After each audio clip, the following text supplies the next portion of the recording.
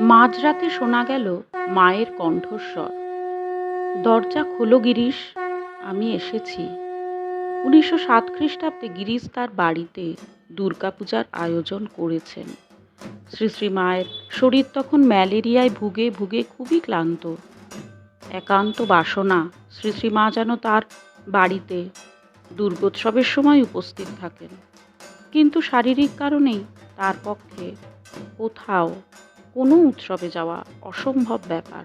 চিকিৎসকেরও নিষেধ, কিন্তু গিরিশ বেঁকে বসেছেন, মা না এলে তিনি পূজাই করবেন না। তাই গিরিশের বাড়িতে অবশেষে মা এলেন। শ্রী শ্রী মায়ের সম্মুখেই কল্পা আরম্ভ হলো। সেবার গভীর রাতে ছিল সন্ধি পূজার সময়। তাই স্থির হলো শ্রী শ্রী মা শারীরিক দুর্বলতার কারণে ওই জন্য ওই সময় আসবেন না। এই খবর শুনে আশাহত গিরিশ মুহ্যমান হয়ে পড়লেন। স্থির করলেন সন্ধি পূজার সময় তিনিও পূজা মণ্ডপে যাবেন না। হঠাৎ গভীর রাতে খিড়কির দরজায় শোনা গেল শ্রী শ্রী মার মৃদু কণ্ঠস্বর, আমি এসেছি।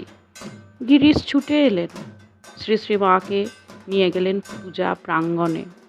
পূজা প্রাঙ্গণের উত্তর পশ্চিম কোণে শ্রী শ্রী মা দাঁড়িয়ে থাকলেন, আর ভক্তগণ এসে তার চরণে পুষ্পাঞ্জলি দিতে লাগলেন। শ্রী শ্রী মায়ের উপস্থিতিতেই শেষ পর্যন্ত সম্পন্ন হলো সন্ধি পূজা। সকলের মনেই অসীম অপার আনন্দ। সার্থক হলো সন্ধি পূজা। নবমী পূজাও এইভাবেই কেটে গেল। গিরিশ পরিতৃপ্ত। ধন্য গিরিশ, ধন্য তার কুল, ধন্য তার পূজা। শ্রীরামকৃষ্ণায় অর্পণমস্তু।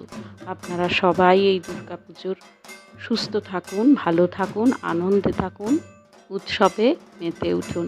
ভালো লাগলে চ্যানেলটিকে সাবস্ক্রাইব করবেন, লাইক, কমেন্ট এবং শেয়ার করে দেবেন, যাতে সকলের কাছেই পৌঁছে যেতে পারে। ধন্যবাদ।